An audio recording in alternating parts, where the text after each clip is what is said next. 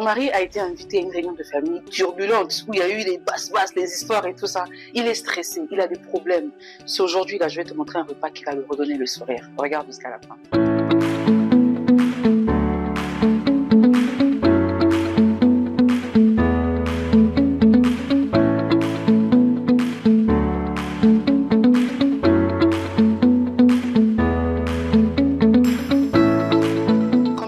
Vous avez du gombo, bien coupé, émincé.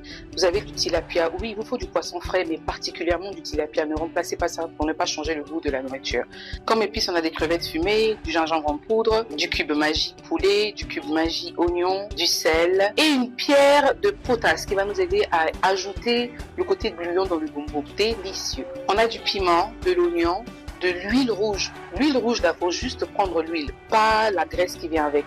Parce qu'on veut que ce soit aussi healthy, vous voyez, il mange bien, il est en bonne santé, tout le monde est heureux. Pour les légumes, j'ai pris des feuilles d'aubergine, vous pouvez remplacer par des épinards, mais si vous mettez les épinards, mettez juste un tout petit peu, mettez juste à la fin, pour que ce soit encore un peu croustillant, un peu rempli d'eau, pas totalement cuit.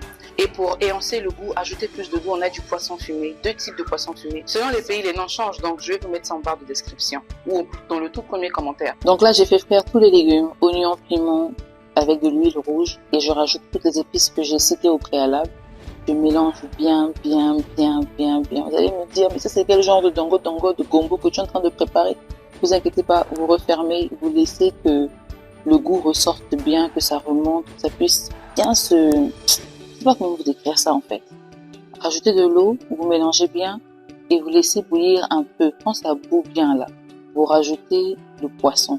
Ne me dites pas, oui, mais ton poisson, tu l'as pas coupé. Oui, c'est la nourriture de papa. Le gars, quand on le sert, on coupe pas le poisson. Ça, c'est quel manque de respect. Je vous dis, en plus, quand le poisson est petit comme ça fait trop genre, on dirait que vous servez un bébé. Vous refermez parce que, pour que ça puisse bien cuire. En fait, là, on veut juste faire bouillir le poisson, mais avec le goût de la nourriture déjà. Pas faire bouillir avec de l'eau simple, sinon il n'y aura pas le goût. Il va bien rentrer à l'intérieur. Oui. Donc là, vous avez tous les ingrédients que je vous remontre encore, mais faites sûr que vous les avez bien coupés en petits morceaux, votre poisson bien nettoyé, bien lavé, vos poissons secs et vos légumes. Comme légumes, j'ai utilisé des pommes qui me livrent, des légumes, des citrouilles, mais ici au Nigeria et au Ghana, on mange ça. Il y a particulièrement les Nigériens. Sinon, vous pouvez remplacer avec des épinards, des lentilles. Si vous mettez les épinards, faut pas laisser cuire pendant longtemps. J'ai enlevé le poisson de l'eau. Là, je rajoute mon gombo pour que ça se mélange bien. Regardez comment ça se mélange. Et j'ai rajouté aussi le poisson sec. Le tout premier poisson sec, c'était long là. Je sais pas comment on appelle ça en français. Ah, regardez comment c'est bien. Enfin, au Nigeria, ils appellent ça pala fish. Donc ça vient du Nigeria. Et là, on mélange bien. Vous voyez comment ça devient bouillon. Je rajoute mon Thailand fish. Au fait, l'histoire, apparemment, le poisson fumé là vient de la Thaïlande. Donc je sais pas si c'est vrai. Voilà. Je rajoute encore des crayfish. Crayfish, ce sont des crevettes fumées pour ajouter encore plus de goût à la nourriture, en fait. C'est très important de rajouter les crevettes fumées dans les soupes parce que ça donne vraiment le poisson fumé, poisson sec, fruits de mer, vraiment fumé, là. Ça rajoute un peu le goût africain à la nourriture. On rajoute un tout petit peu d'eau. Faut savoir que le gombo, pas rajouter trop d'eau, sinon après ça devient trop liquide. Donc là, vous voyez, c'est bien consistant. Mon gombo est prêt. Je rajoute mes légumes vers la fin, genre 2 minutes avant de couper, pour être sûr que mes légumes vont cuire, mais pas trop non plus. Donc si vous mettez les épinards, éteignez même le feu avant de rajouter les épinards, sinon ça va trop cuire.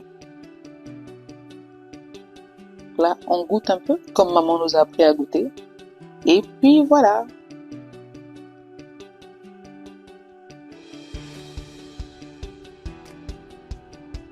Je rajoute le cube, le sel et un tout petit peu. Vous allez voir qu'il y a 2 types de cubes. Le premier cube, c'est le cube Magie Star, le petit là. Et le deuxième cube, c'est le cube du Nigeria. Ça s'appelle le Nord. Délicieux. Et c'est pas du tout salé. Voilà pourquoi j'ai rajouté le sel à côté. Mais si vous mettez que les cubes Magie, on rajoute le poisson à l'intérieur. Sachant que le poisson a déjà été cuit avec le début de la sauce, la poisson. Soyez sûr que vous savez les positions dans lesquelles vous avez mis le poisson. Parce que la sauce, ça n'est pas transparente. On ne peut pas couper votre poisson quand vous allez servir.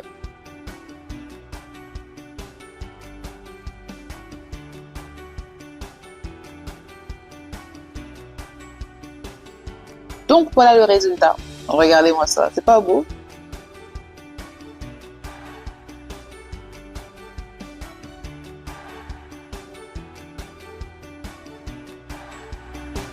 arrivé à la fin de la vidéo, regardez le plaisir repas que vous avez préparé pour votre gars. Même si le gars est stressé comme moi, même si les beaux-parents ont dit des choses bizarres sur vous, si vous présentez le plat au gars va se montrer. J'ai épousé une déesse. En tout cas, on arrive à la fin de la vidéo. N'oubliez pas de laisser un pouce bleu, abonnez-vous si vous avez aimé. Laissez un pouce bleu et mettez en commentaire. On aime tes recettes, Angèle. On se dit à la prochaine. Ciao, ciao.